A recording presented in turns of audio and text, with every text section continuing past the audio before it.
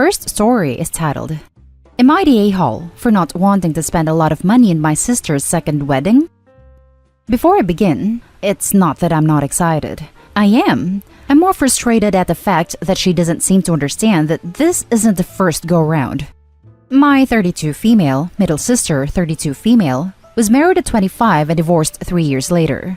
We had a large, 150-person wedding. My family spent a lot of money hosting the wedding, and I personally spent a lot of money hosting various wedding events, bridal shower, bachelorette. When the first marriage was ending, I was there for my sister every step of the way. Went to meet with lawyers with her, was constantly on the phone offering a shoulder to cry on, and have her come and stay with me for a weekend when she just needed to get away. When she began dating her current fiancé, we were thrilled that she had met him, as he is a wonderful person and brings out the best in my sister. We joked around about when he would propose, and were thrilled when he did.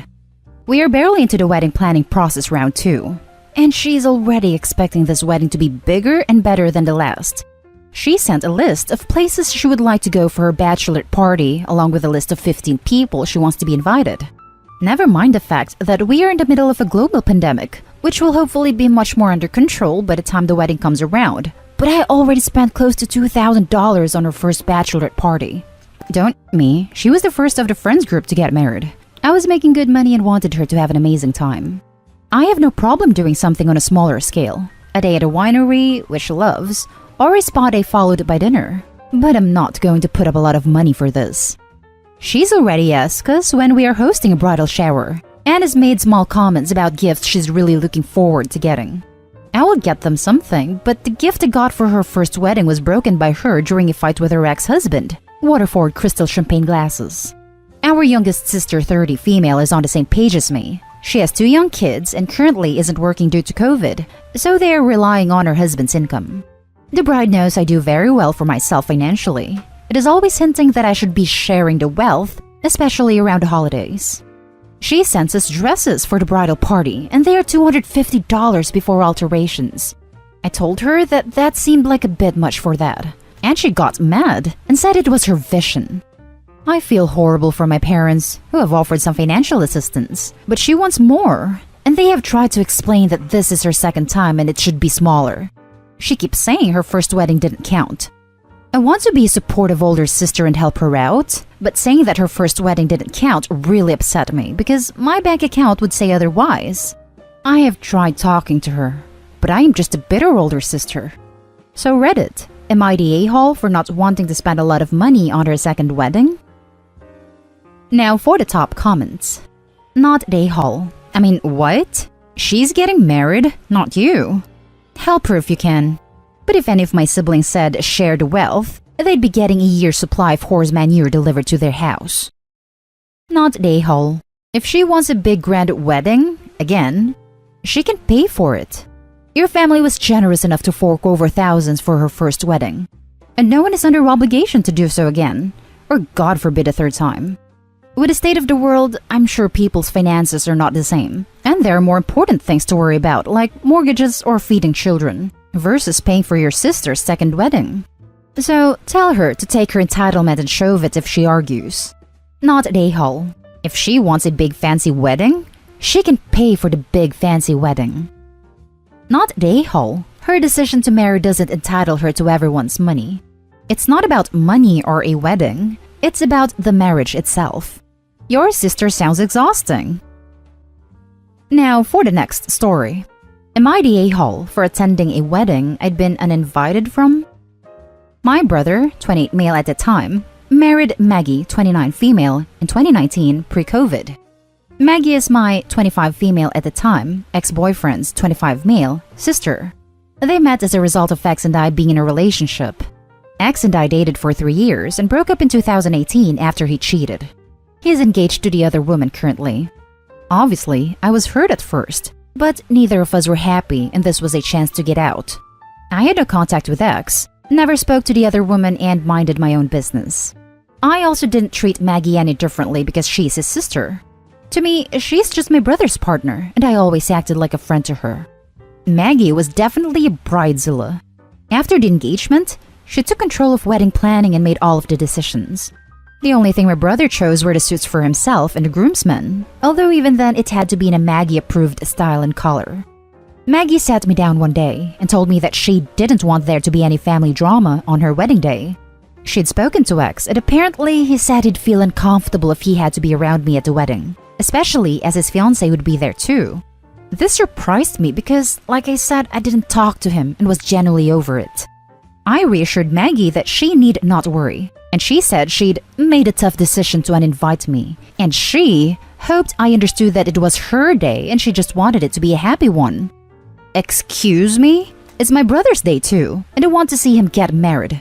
I called my brother afterwards. He was aware of Maggie's choice and he wanted me to be there, but he didn't want to upset Maggie by saying no to her. I love him, but he has the backbone of a slug and rarely stands up for himself. My parents were furious at how unreasonable Maggie was being. Since they know full well I wouldn't have made a fuss about X. They talked to her, but she wouldn't budge. Not your wedding, not your choice. I ignored Maggie's request and turned up at the wedding with my parents anyway, and it was a lovely ceremony.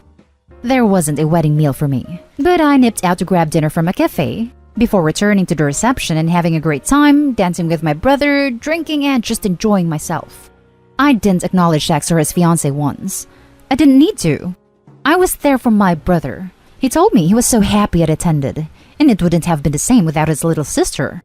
Maggie didn't kick off, but she gave me dirty looks the whole time, and I could see her whispering to people, who would then also give me dirty looks. After the day, she blew up at me for undermining her and ruining her wedding. Nothing happened. She just didn't enjoy it because she spent it feeling angry. I know, it's horrible to crash a wedding, but I feel like I had a right to be there as it was my brother's wedding too. Am I the a-hole? Now for the top comments. He didn't want to upset Maggie by saying no to her. I love him, but he has the backbone of a slug and rarely stands up for himself. Not the a-hole, but I'm sorry to say your brother is. Having a slug's internal structure is an okay excuse for some transgressions. This is not one of them. Maggie is BA, beyond a-hole. She broke the scale here. I thought the same. Her brother should have put his foot down and stood up to his demanding wife. Not the a-hole, but beware. Maggie's going to ruin your family. Her disrespectful behavior goes way beyond being a bridezilla. That's controlling, selfish, and unreasonable. And your brother is clearly a jellyfish for letting her get away with it. Wait until they bring a child into this world. She'll use the kid as a pawn, just as she did this BS wedding invitation. I'd be lying if I said I wasn't concerned for my brother. Don't get me wrong. He seems happy, but you never know what goes on behind closed doors. So I hope she isn't being manipulative and controlling towards him on a daily basis. He's very shy and easy to walk all over, I guess.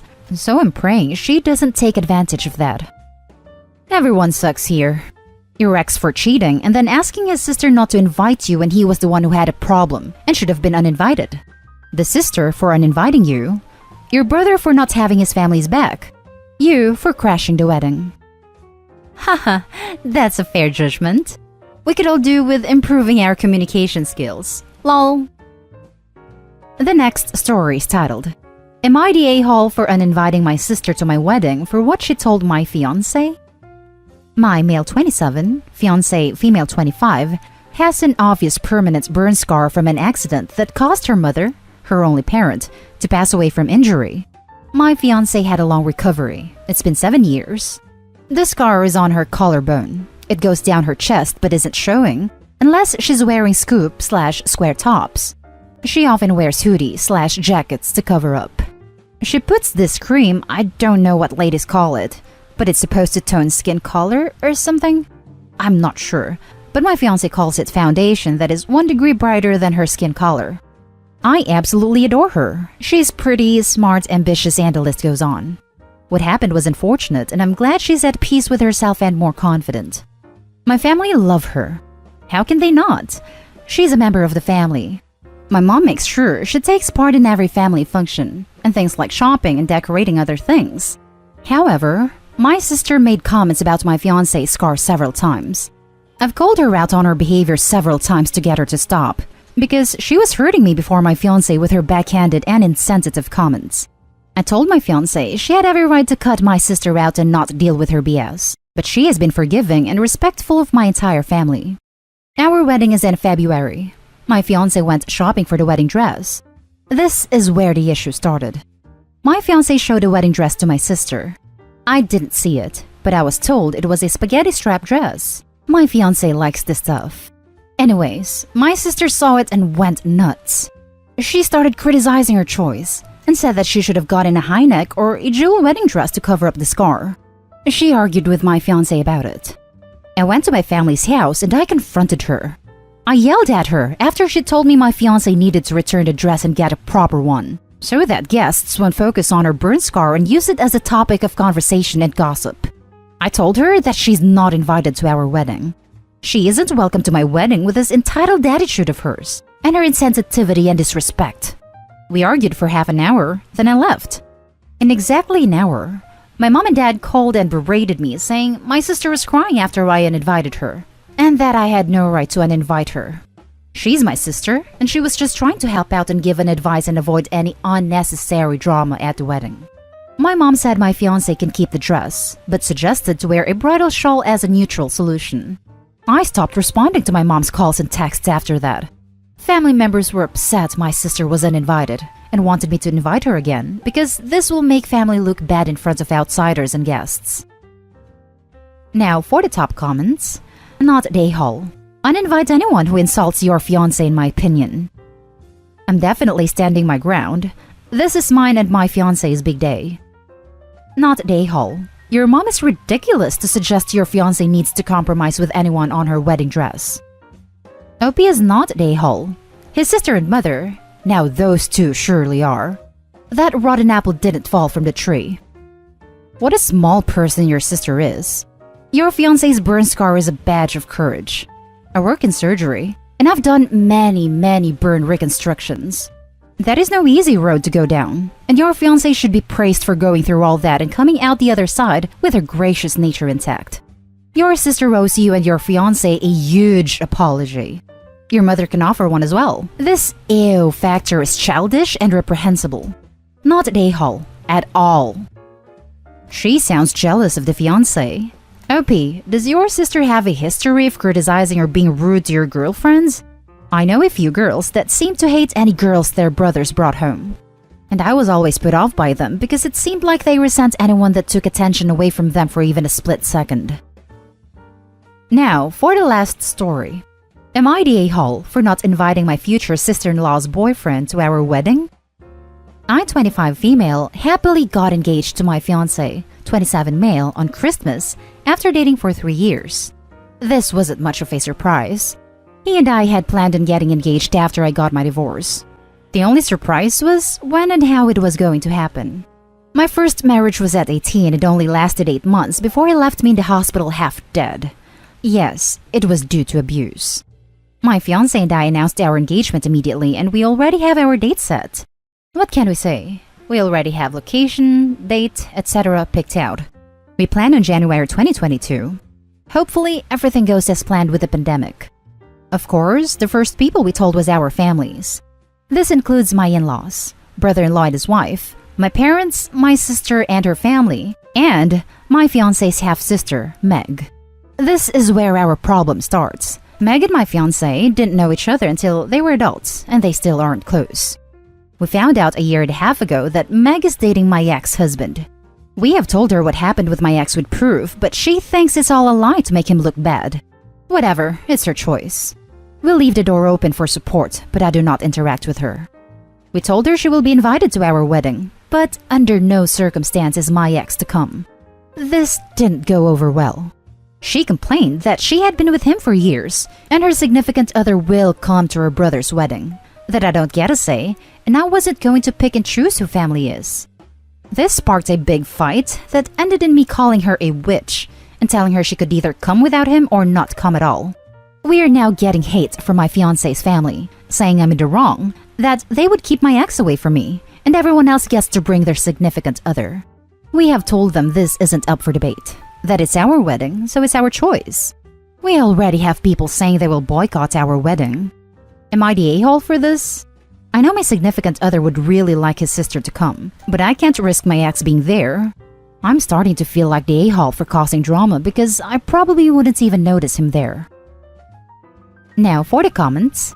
Not the a-hole in any way, shape, or form. Do not allow anyone to bring your abuser to your wedding. Hire security if necessary. Anyone who would expect that this is not someone you want at your wedding. Congratulations. Hire security regardless. She sounds like she's the type to crash the wedding. Absolutely not the a-hole. And fiancé should handle his own family. If they boycott your wedding because your ex-attacker isn't allowed to come, that says something about what kind of relationship you should maintain with them. But if anyone tries to argue with you, I'd like you to remember that no is a complete sentence. Don't fall into the trap of trying to get them to agree with you. Just maintain your boundary and let them choose whether they want to come in with you or stay outside. The very next person to give you grief needs a history lesson, not the a-hole. No, the person who almost murdered me will not be at my wedding. Truthfully, I would get a permanent restraining order against him. Were criminal charges ever filed? Charges were filed, but he got away with assault. They tried to get him with attempted murder, but they couldn't prove that he had planned it or meant to end me. And that's the end of this video, folks. As always, leave a comment and hit like and subscribe. And if you want more of this content, turn your notification on to get updated on the latest videos. And I'll catch you in the next one. Stay safe.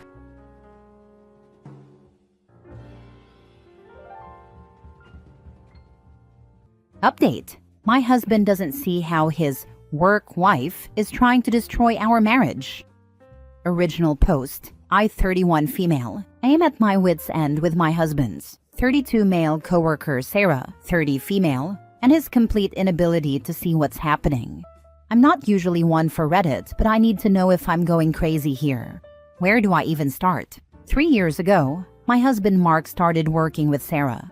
At first, I tried to be welcoming. I invited her to our barbecues, included her in group outings, and genuinely tried to be friendly. Big mistake. She spent the entire time making backhanded comments about everything. From my career, oh, you're just a yoga instructor? How peaceful. To my cooking. I guess not everyone can master basic seasoning. The real problem is that Mark thinks she's just being funny. Last month, she literally threw away the anniversary mug I gave him because it clashed with the office aesthetic. When I got upset, Mark said I was being too sensitive and that Sarah just has high standards for office decor. It was a mug with our wedding photo on it. Some of Sarah's greatest hits. She scheduled a mandatory work dinner on our anniversary. She convinced Mark not to take a promotion because it would mean working with a different team. She posts daily photos of them together with hashtags like #WorkPowerCouple and #WorkSpouse. She tells everyone at their office that she takes better care of him than I do. She changed his coffee order and now tells everyone she trained him right. The worst part? My husband is completely blind to all of this. Yesterday, he actually told me how Sarah said our new house, which we spent months searching for, was charming in a starter home kind of way. He repeated this while laughing. I tried talking to him about it, but Sarah has convinced him I'm just insecure. She's managed to insert herself into every aspect of our lives. They text constantly, even on weekends. She knows his schedule better than I do. She rearranged his entire desk and office wardrobe because his style was too suburban husband. That's what he is. Last week, I suggested marriage counseling. He looked genuinely confused. Of course, he went and talked to Sarah about it. I found out from another coworker that she's been telling people that Mark and I are going through a rough patch and that she's just being a good friend by giving him someone to talk to. We weren't going through anything until she started this nonsense. The breaking point? I stopped by his office to surprise him with lunch. I know. But it was his birthday, and Sarah was supposedly out sick. Guess who was there? Sarah. She'd miraculously recovered and bought him a cake that said, "To my work hubby," with a photo of them from the office holiday party. She saw me and said, "Oh, Amy, you came too. How nice. Mark, you didn't tell me your real wife was coming." I'm not crazy, right? This woman is trying to destroy my marriage while my husband stands there grinning like it's all some big joke. What do I do? Divorce seems extreme, but I'm running out of options here. Now for the top advice before reading the updates. You have a husband problem. Go to counseling and get professional help to communicate your concerns. Remind him that he's married to you, not Sarah, so her opinions shouldn't matter when it comes to your marriage. Good luck, but be prepared for the worst. He made vows to you, and he needs to be reminded. He loves the attention, and he sees something ambitious and good in her vis-a-vis work, and she wants to know she controls him, which she largely does. He needs to open his eyes to what he's doing, driving you away, the woman he promised to spend the rest of his life loving and honoring. He's being a piss-poor partner. He's not blind. That is his mistress, and she has been for years, even before he introduced you. Covertly start your investigation. Get your ducks in a row and blindside him. She threw out a mug with your wedding photo because she's his mistress and didn't want to see it. She scheduled a work dinner for your anniversary because she wants him to show her that she matters more than his wife. She insults you to your face, and he says nothing because he enjoys her jealousy. It's part of their foreplay. He is having and has been having an affair. Your unknowing humiliation is part of it. She's literally trash, but your husband is either grade A stupid or he genuinely doesn't care. I don't know how you've put up with this for so long. So many people would have left him already. Have that conversation one more time with a professional. If he laughs it off again, it's time to inform family and ask him to move out for a bit while you decide if this is something you want to put up with for life. Oh, and do yourself a favor. Show him these comments. Now for the first update. I posted a few days ago. I really didn't expect my post to blow up the way it did. I got so overwhelmed by all the comments that I haven't responded to any. Now to why everyone is here, the update. Before I talked to my husband, I decided to do some investigating. I started with his phone and read all the messages between him and Sarah.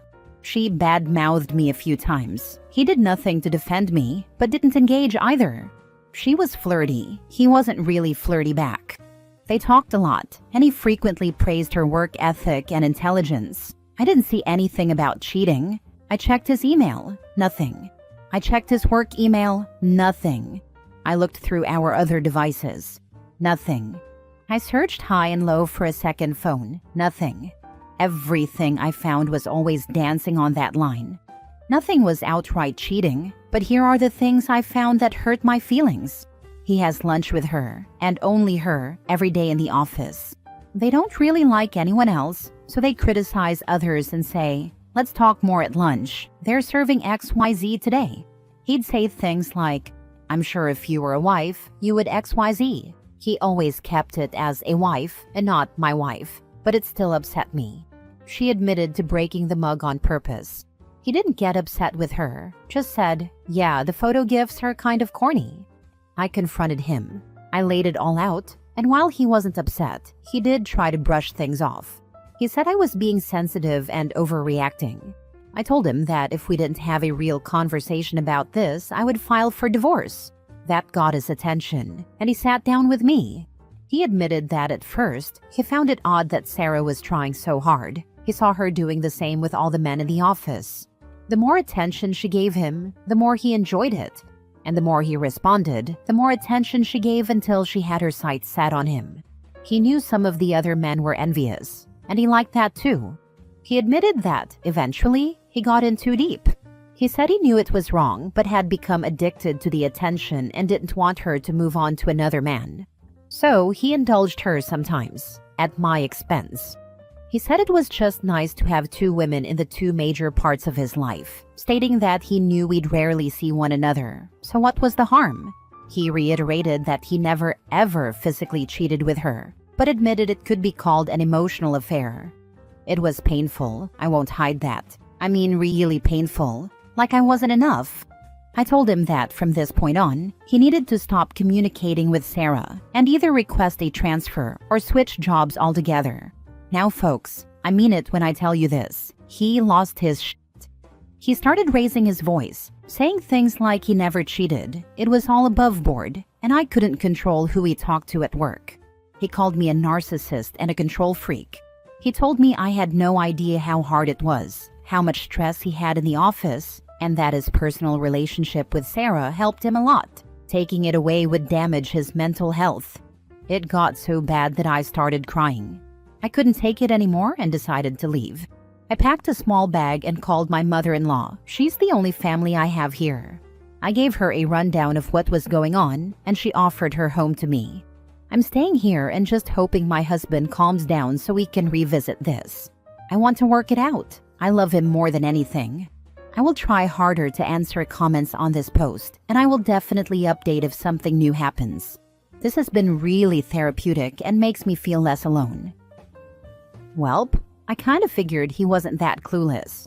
This is a full-blown emotional affair. From experience, things will only escalate until they are in bed together. Protect your peace, because he sure doesn't give a damn about your feelings. Stay strong. Jumped right from admitted it could be called an emotional affair to he began raising his voice, saying things like he never cheated. Opie made a valiant effort, but it doesn't seem like this marriage can be saved. And you know it's bad when mother-in-law takes you in knowing what's going on. That's what I thought. I'm afraid our next update will be divorce. If my son's wife came to me with this info and needed a place to stay, my husband and his brothers would be over there kicking someone's butt. And Sarah's too. And oh, I wonder what HR would think. Wait, and the other guys are envious? Ew. Typical emotional affair response. He doesn't want it to change, and he is mad that you are holding him to his marriage vows. Emotional affairs are always a slippery slope. Most of the time, they end up becoming physical affairs. He is damaging his marriage, and he is so selfish. He is justifying his actions and turning it around on you, so it will relieve his shame and guilt. Read the book Not Just Friends by Shirley Glass. It's an eye-opener. Not even a slippery slope. An emotional affair is just a straight-up affair with more effort put into it. If you ask a partner who physically cheated on you to stop or you're done, they'll usually just agree to stop, even if they're lying. But this dude fully blew up on his wife for asking him to stop after admitting it was an affair. The audacity to call her a narcissist. Yeah, physically cheating can be easy and require little to no effort. You can go out to a club, flirt with someone, go back somewhere and get physical, then never talk to them again. Emotional cheating requires a lot more work in the long term. Second update. My mother-in-law is on my side and told me point blank that he is wrong. However, she said she doesn't want to get in the middle because she doesn't want to damage the relationship with either one of us. She told me I'm welcome as long as I need, but she won't bring anything up to her son unless he brings it up to her first. As for my husband, he has tried to reach out. He's called, left messages, and texted.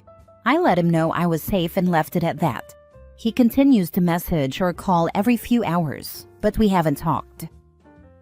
Next story. My husband cheated repeatedly, and now he wants to fix things.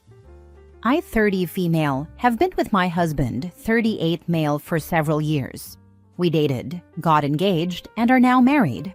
I'm currently 34 weeks pregnant with our baby, and it hasn't been an easy pregnancy.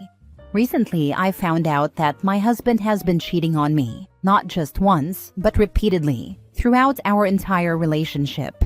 I discovered videos he recorded of himself with other women, which confirmed my worst fears. When I confronted him, his response wasn't remorseful. Instead, he said, "It all happened in the past. I still treat you properly. You invaded my privacy. Everyone is not perfect." He's now saying he will fix things, but I don't know how I'm supposed to believe that when this wasn't a one-time mistake. It was a pattern of betrayal spanning our entire relationship. I also feel like he's only sorry because he got caught, not because he actually regrets what he did. I'm at a point where I don't think I'll ever be able to trust him again, and I don't believe he will change. I've decided that I want a divorce. Not just because I can never trust him again, but because I don't want to raise my son in a household full of lies, betrayal, and dishonesty. I refuse to let my child grow up thinking that this is what love and commitment should look like. I know leaving will be hard, especially as a single mother, but I believe it's the best decision for me and my son's future. For those who've been through something similar, how did you move forward? Did you ever try to rebuild trust, or was walking away the best decision? Now for the top advice. He can keep fixing it, but you don't need to be there for it.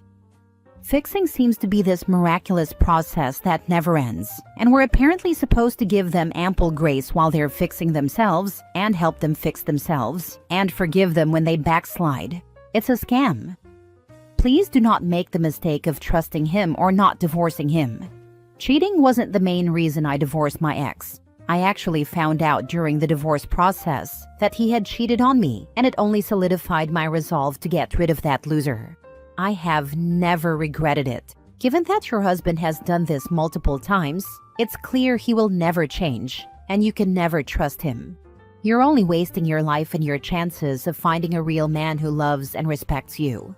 When you're free, you'll see how good it can be. Never question your decision to leave this dirtbag in the dust.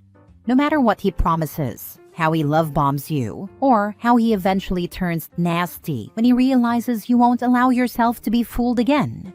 I moved forward by leaning on friends and family for help when I needed it, and talking to them about what happened. The emotional support was invaluable, and having a couple of people who could provide emergency childcare was important. It was very hard at first. There were a lot of crying and depressed days when I could barely function at work. But your people do care and want you to feel good. Luckily, my job paid well enough that I was able to support my household on a single income, and I already was, because he was a financial burden. Even if you aren't in a similar financial position, he should still be paying court-mandated child support, so please make sure you get a good divorce lawyer. Last story. Am I wrong for wasting my ex's time because I didn't want marriage or kids with her but got my new girlfriend pregnant? I was with my ex from when we were 18 until 22. Our relationship was good overall, but toward the end, we started having serious issues because she wanted marriage and kids, and I didn't. I was upfront from the start. I never saw myself as a husband or father, and I didn't think that would change. She kept hoping I would change my mind, but when she realized I wouldn't, she broke up with me. It sucked, but I respected her decision. She wanted something different from what I did, and it would have been unfair to keep stringing each other along. She moved on, and so did I. A year later, I started dating someone new. Things moved fast, and about 6 months ago, she got pregnant.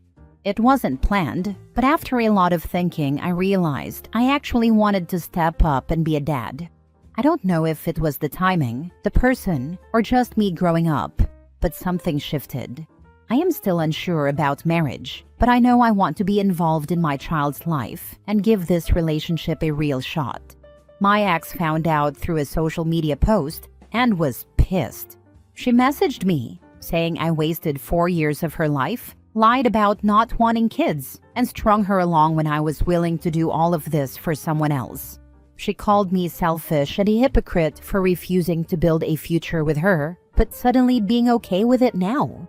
I told her that I never lied to her. I genuinely didn't want kids or marriage when we were together. People change, and sometimes it takes the right circumstances to see things differently. I also pointed out that she was the one who broke up with me because she wanted something else, and that was her choice. I never forced her to stay. Was I wrong? 22 would be insanely young to get married and have a kid. I love how X makes it sound like this was such a massively important time to have kids when they're still mentally kids themselves. I had my son at 18, married at 19, and we're still together and happy at 43. So yes, sometimes it does work out, and sometimes it is a happily ever after. That said, I know it's not the norm, and you have to work at marriage at any age. You can wait and get married at 30 and still end up divorced a year later. Not wrong for wasting her time, but you should have dumped her when you realized you two weren't compatible. You did string her along by not ending things sooner. I do feel for her. It sucks realizing you were just not the one. I hope that before you block her, you give her some kind of apology. It can be as simple as, I am sorry I did not break up with you when I told you I did not want children or marriage with you. I did not know what I wanted, and I should have realized that meant we were not meant to be. I thought I made my position clear, and that you were staying because you wanted me. not because you wanted marriage and children from me. I know you will find what you are truly looking for. Please stay well. I am not trying to say what OP did was wrong or evil, but I do think that while his intention wasn't bad, her pain is also real. It will save a lot of drama and pain in the future if he, as a future father, takes accountability for his part and helps everyone move on. I suggest this because this is what I told my husband when his ex harassed me for getting together, getting married, and having kids within a year and a half of his breakup with her.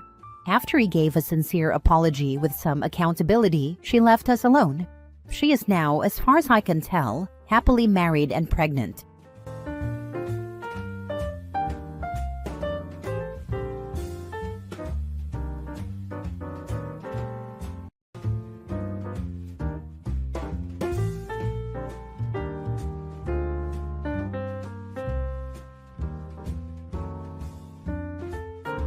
I have 2 weeks to get away from my husband, plus 8 updates. Original post, April 28, 2024. I, 29 female, have been married to my husband, 30 male, who I'll call Alex.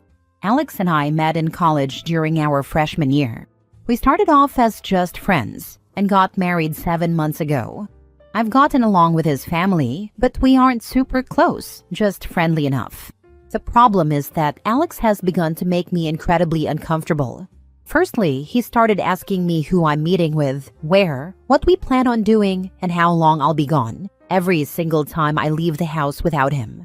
At first I thought he was just being protective and a good partner, just in case something happened. But then he started checking my phone after the visits, vetting and researching each of my friends as well.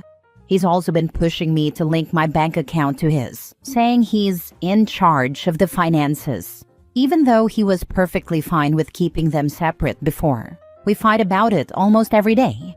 Finally, yesterday, when he was preparing to go on a work trip for 2 weeks in California, he demanded I wear a tracker so he could keep an eye on me while he's gone.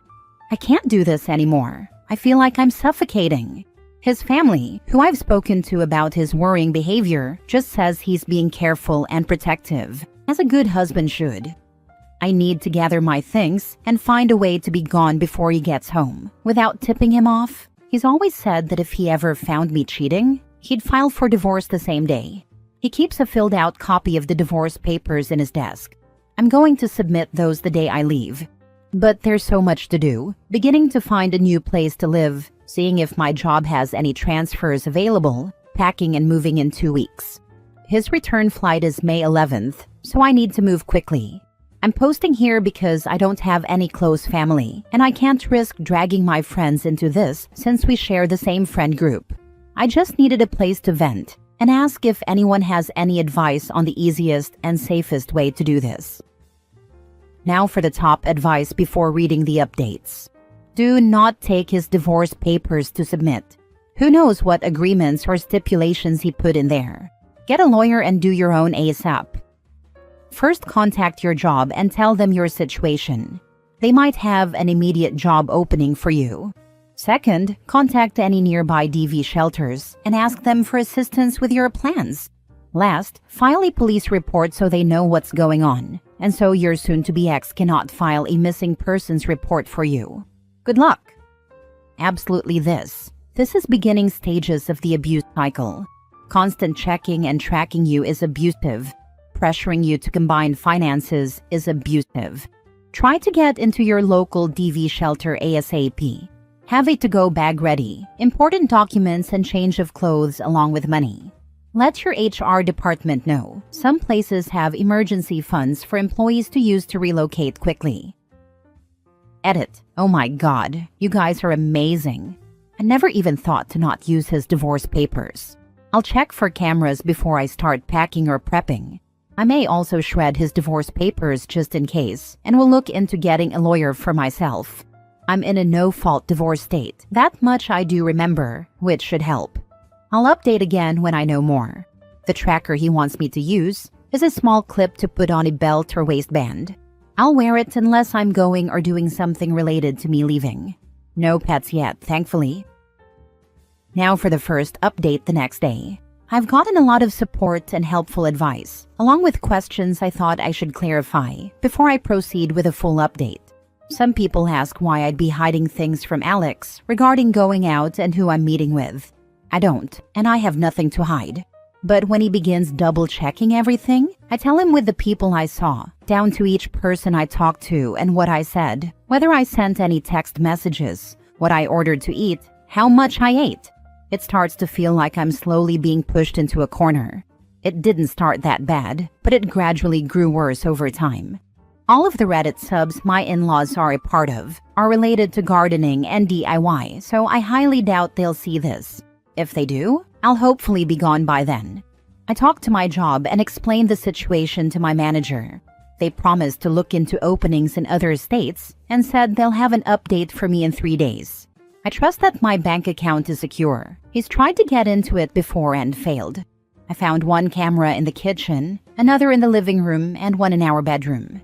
I've left them in place for now and have done all other planning in the bathroom, pretending I'm taking a bath. I'm honestly staying away from DV services because my sister-in-law volunteers there and is unfortunately in a higher-up position. I have a feeling that if I showed up there, they would know in a heartbeat. I can't look for apartments until I get the update from my job, but either way, I'm still going to be leaving the state. The day before I leave, I'll be changing my phone number and carrier and wiping my laptop and all of his electronics before I go. I've met with 2 lawyers so far and had them look over the paperwork my husband prepared. Both said that it did have some clauses in it that could have caused me problems down the line. What alarmed all of us most was the fact that several of those clauses dealt with future children and not as a hypothetical.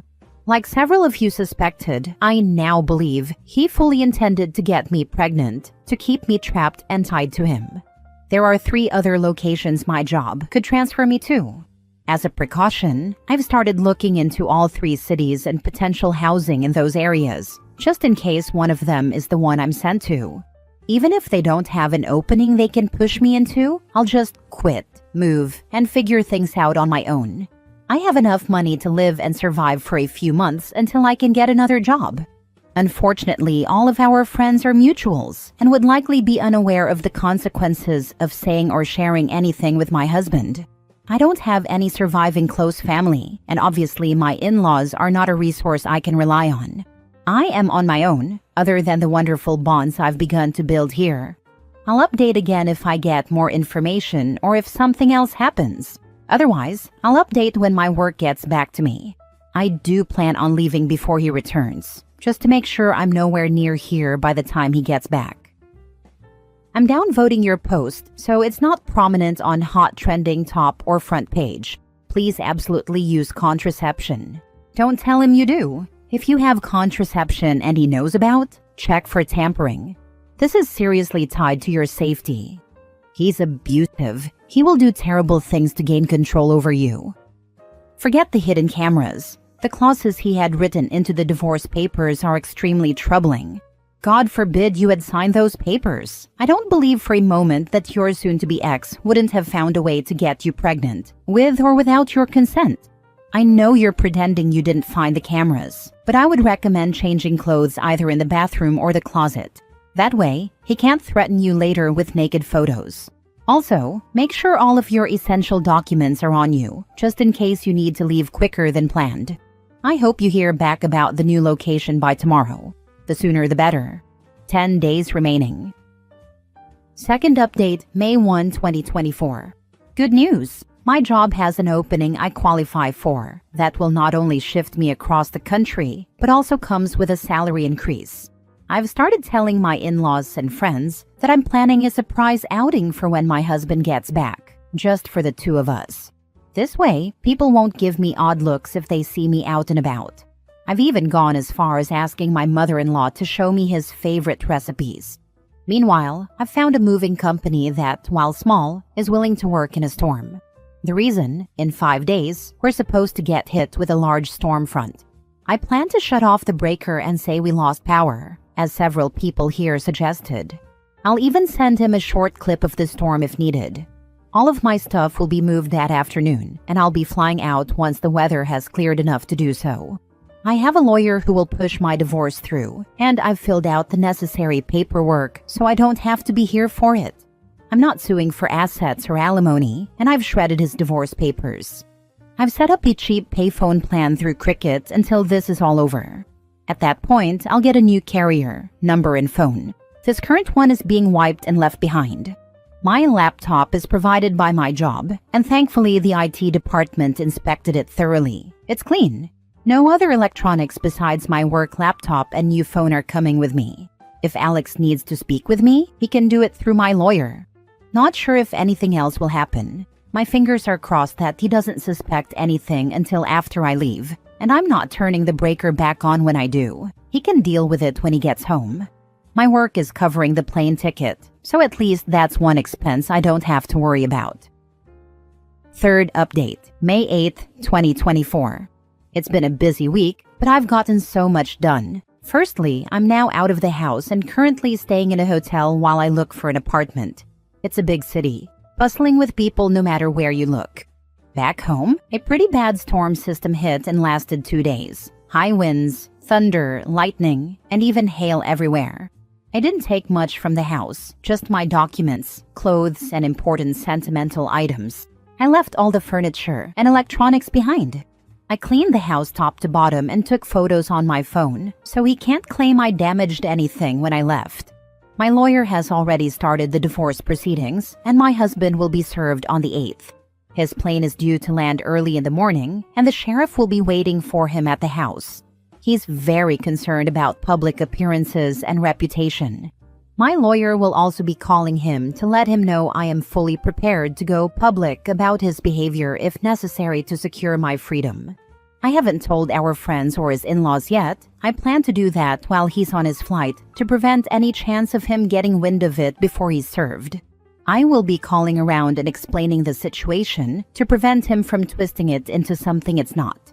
I don't want him claiming I had an affair or something ridiculous, so I want to get the truth out first. I'm doing okay. I'm tired, but I feel jittery and off-kilter. I keep looking over my shoulder and monitoring what I say, even when I don't need to anymore. Hopefully that will fade with time. My work is covering the cost of the hotel, and I'm working on getting everything else in order. I also need to find a new GP so I can get a full checkup just to make sure everything is okay. I don't know when my next update will be, probably when the divorce papers are officially filed or if we have to go to court to finalize everything. I'm trying to keep my head up, but it feels like I'm in a whirlwind with so many things to do and think about. I kind of thought it would be easier once I got out of the house, but while the fear is smaller, the number of tasks only seems to have grown. Fourth update a week later. Sorry I haven't updated in a while. Things got hectic and a bit chaotic, honestly. First, I'm still working on getting an apartment. I've submitted applications to 3 different places and hope to hear back soon. I'm going into work at the new location, so I don't have to burn through my emergency savings completely. I've gotten a lot of emails from Alex, his family, and our old friend group. Question after question.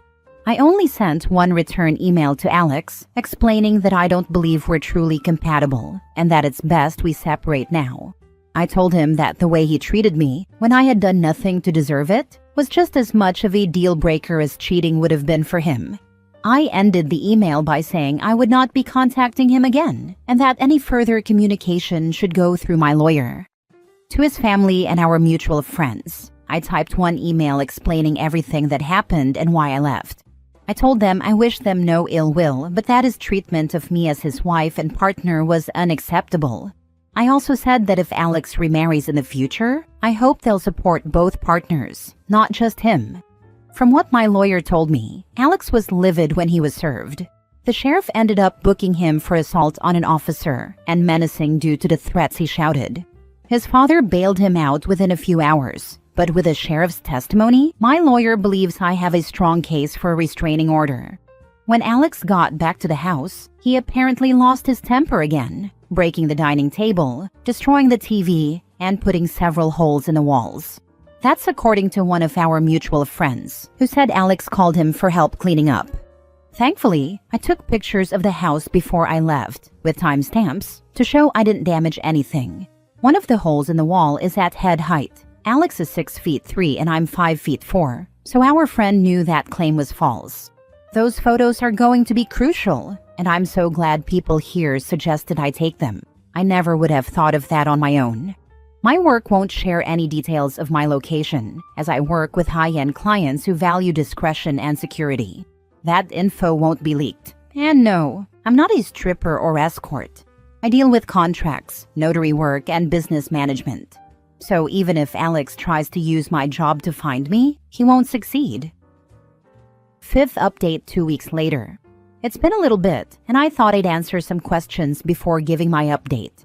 It may be a while after this until things change. Firstly, no, I didn't bring my car. The public transport here is good enough to use without needing one. I have secured an apartment, and the building has good security. You need a key card to enter, and there is a security guard at a desk right by the entrance. As part of my lease, I gave them a photo of Alex and his family so that even in the off chance they do find me, they won't be let in. The responses I got from the emails varied. His family said I was overreacting and that I owe Alex an apology for the problems this has caused him. The pending criminal charges put him at risk of losing his job if he's convicted. Alex sent a long email, apologizing and pleading for me to come home. He said he was worried for me and is willing to go to therapy if it will appease me. He wants us to stay together and didn't think leaving was an appropriate response to his genuine concern for my health and safety. The friends gave somewhat lacking replies, saying they didn't think Alex was ever going to hurt me and that I shouldn't let my imagination run wild. As much as I want to say I was surprised by the lack of support, I'm honestly not. He intends to fight the divorce. I'm letting my lawyer handle it, and I'm also pursuing a protective order. Once I was approved for my apartment, I also froze my credit. I've changed my phone carrier and number, and I've made sure none of my documents list Alex as next of kin or POA. Some have asked why I'm so paranoid about Alex and his possible future actions. The answer to that is actually somewhat simple: my grandmother. I loved that woman to bits. As a teen, she explained why my grandfather was never around. He was extremely abusive and manipulative, and her generation didn't really allow divorce. She wouldn't have been able to buy a house or get a good enough job to support herself and my mom. As such, she endured it, shielding my mom as best she could until my grandfather died. When I felt like I might be overreacting, I remembered how she said she wished she could have seen him for what he was earlier, when she might have been able to annul the marriage. I don't know when I'll update again, maybe when the divorce goes through or if something big happens. Until then, I'm just trying to keep my head above water. Sixth update, June 25, 2024. It's been a month since my previous update, and I wanted to share what's been going on in the meantime. The divorce is proceeding, but even though I don't need Alex to agree, and he's not, it means I have to go through the courts to get it approved. As such, it could take up to 6 months to finalize, even though I'm filing without claiming property, alimony, or compensation. I just want a clean break and separation. Alex has tried to use our friends to reach out to me, as he doesn't want to use my lawyer for communication. He says it's disrespectful and cowardly to hide behind my lawyer instead of meeting face to face. He wrote me a letter, which he passed off to my lawyer, justifying his actions and claiming that in today's world, it's dangerous for women to be alone, which is why he was so intent on keeping me safe. He said he was trying to protect me and was hurt that I would lie and hide my dissatisfaction with the marriage and my plans to leave. I didn't reply because at no point did he apologize. All he did was turn everything around on me, saying I was being overly dramatic, emotional, and cowardly. There was a second letter from my sister-in-law. Her letter was honestly disturbing and completely justified my misgivings about ever approaching her in any kind of professional capacity. She spent 5 paragraphs detailing what a real abusive relationship looks like, and insisted Alex was the furthest thing from abusive. The examples she gave were only related to financial and physical abuse, nothing like what Alex was doing. She stated that my attempts to smear her brother's name for attention and clout made me the abuser, not him. I haven't really been able to process that, admittedly. Part of me can't help but wonder if she's right.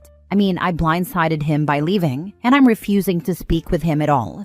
My old boss recommended I get into therapy after the move, and I think I need to. I've had a hard time adjusting to being on my own. I keep censoring myself, and I haven't even gone out to eat yet. I always end up worrying, what if someone sees me? What if I get in trouble for spending my own money on something frivolous? My lawyer is continuing to push for the divorce, and I shouldn't need to be physically present in court. Any meetings with the judge can be done via Zoom. I'm avoiding confrontation with Alex and his family as much as possible, and passed both letters on to my lawyer in case they're needed. Our friends are mostly still trying to avoid taking sides, and I'm honestly reaching the point of just letting them go. I'm tired of trying to get them to understand. I don't know if anything major will happen between now and then, so my next update may not be until mid-November, depending on how long the divorce takes. Work is going well, and it's helpful to have something familiar to anchor me while so much is still changing. 7th update 4 months later. It's been a while since my last update, as I needed to let the court step in. Alex was still unwilling to grant my request for a divorce. We started with mediated sessions via Zoom, but after 4 of them, it was decided that no compromise could be reached. The things Alex was asking for weren't just ridiculous. I'm not even willing to humor them, let alone agree to them. He wanted me to tell our friends and everyone I'd informed that I made it all up to gain sympathy. He wanted me to pay him damages for defamation and suffering, including wages he lost after being jailed for 2 days. Lastly, he demanded that I return to him and, to quote him, "stop my foolish behavior and act like a proper wife and partner."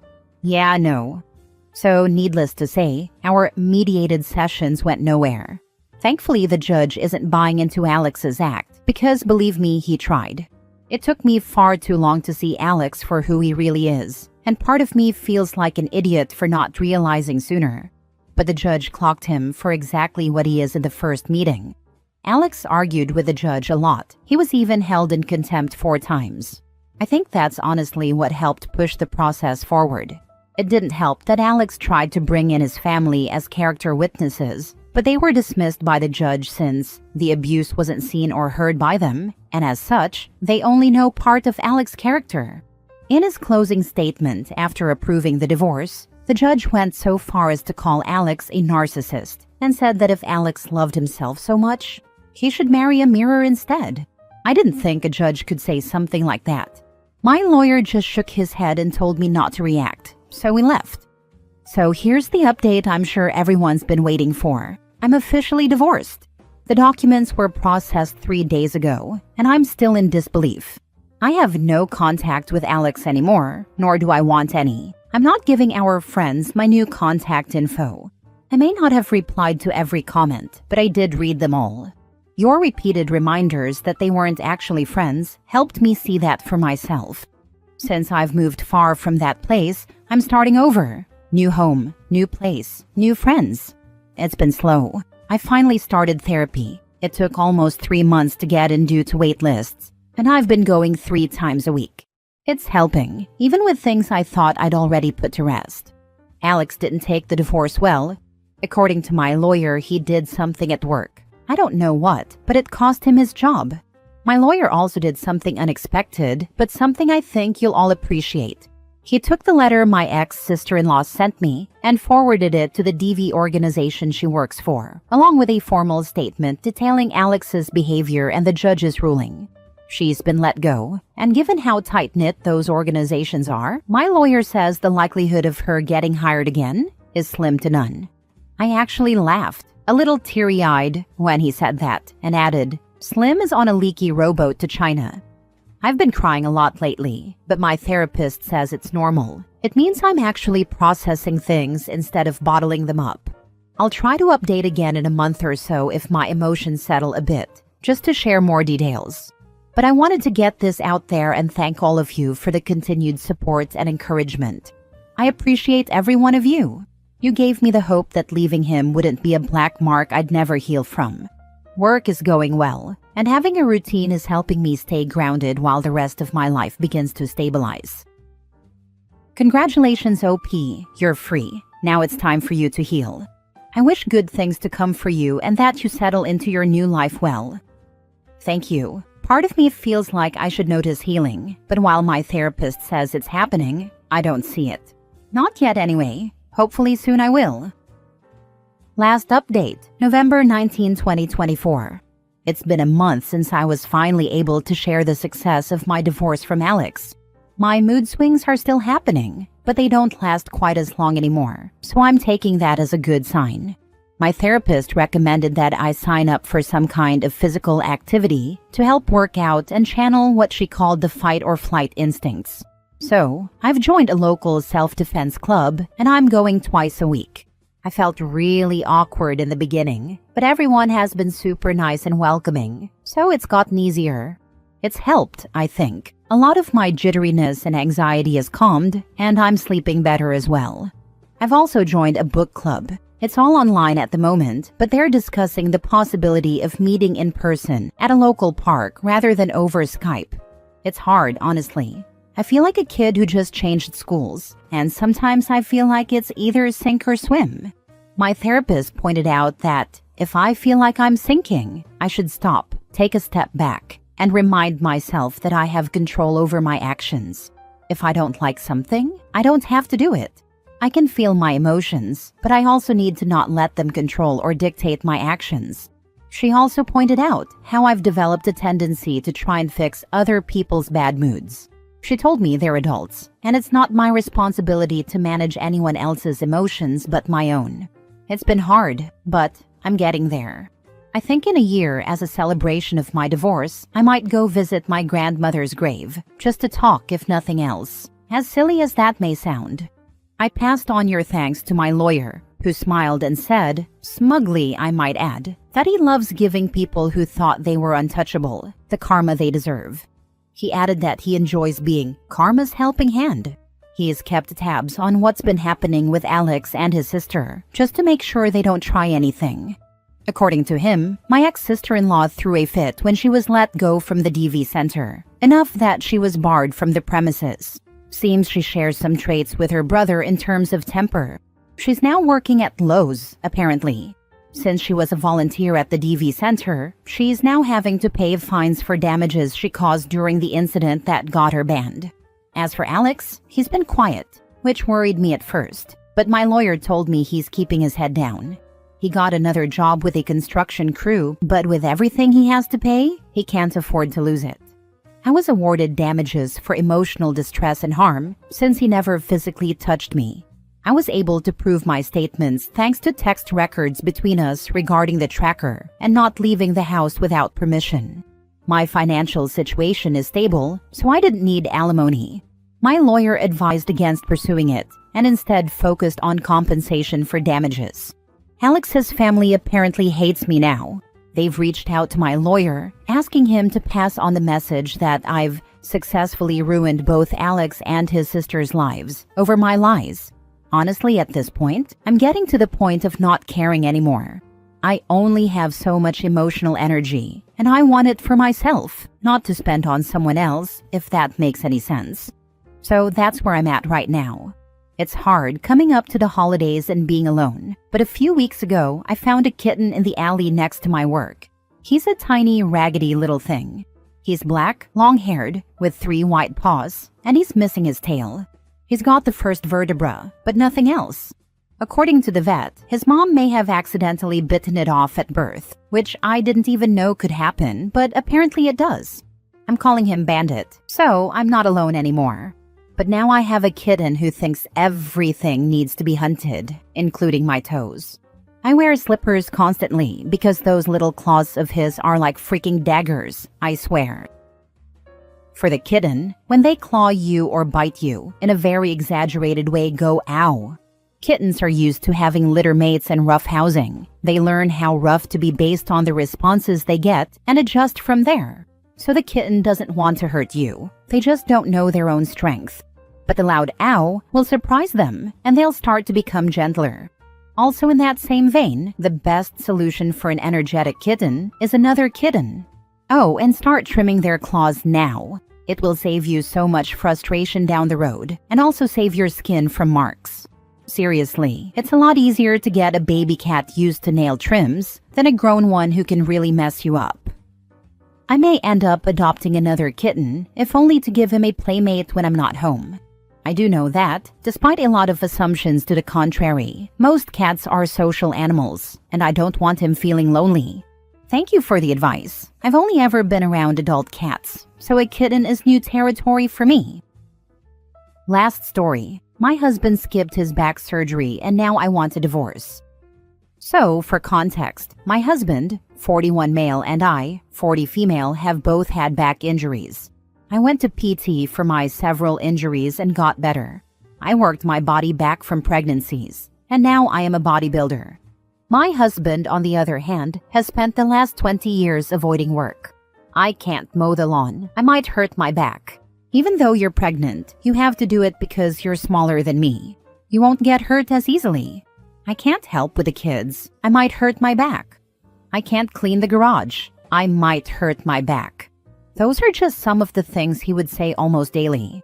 I did hurt my back doing those things. As a 4'11" woman married to a 6'3" man, he always put much more burden on me than he was ever willing to take on himself.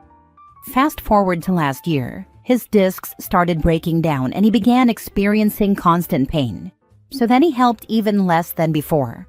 Around the same time, I injured my back from doing the things that needed to be done, things he never even tried to help with. We both signed up for PT. I went every week and did the workouts at home. He went once and gave up. My back got better, his didn't. I lost 20 pounds and turned my body into solid muscle. My 18-year-old bodybuilding son became my coach. I've always loved fitness. But after our twins were born 6 years ago, it was so hard to find time to work out, especially with my husband unwilling to actively take care of them. You're breastfeeding and they only want you, so I can't help you. His back kept getting worse, to the point where he couldn't bend over at all. We consulted a surgeon, and his surgery was supposed to be 2 days ago. As they were prepping him for it, he decided he didn't want it and walked out. He claims he's not in as much pain and that for the next year or two, he just needs to keep doing what I've been doing, which, of course, means not helping with the kids or the house at all. And somehow that's going to make him better. He's also not willing to join the gym or go to PT. It seems like he really just wants to use his back as an excuse. And I'm so over it. I'm already doing everything myself. Why should I be carrying around his dead weight too? Yesterday, I was showing off my progress, wearing pants 2 sizes smaller than last year, with muscle definition across my whole body. And while I was excitedly bouncing around in my smaller clothes, he asked if I was drunk and told me I looked silly. I told him I don't really care what he thinks anymore. I'm not going to let him put me down and mock me for working on myself while he sits on his behind doing nothing. Congratulations, OP. I am proud of your accomplishments. Please don't let him bring you down. Wow, your son trained you. Wow. Thank you so much. So, no sex? He might hurt his back. Actually, he tells me that. We hardly ever do it anymore. Maybe once a month. What do you get out of this relationship in terms of actual tangible things? Actually, at this point, not much. But having been a stay-at-home mom for years, I'm now struggling to find a stable income on my own that would be enough to support me and the kids without his income.